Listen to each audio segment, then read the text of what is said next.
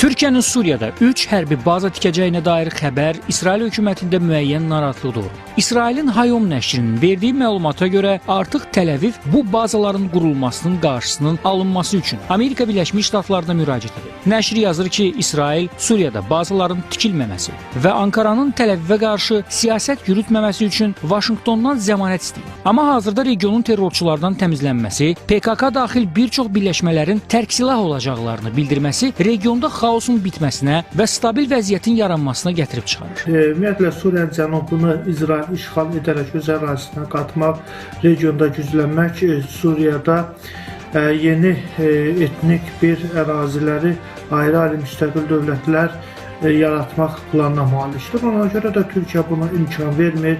Düşünürəm ki, İsrailin ABŞ administrasiyasına apardığı danışıqlar da müsbət olmayacaq.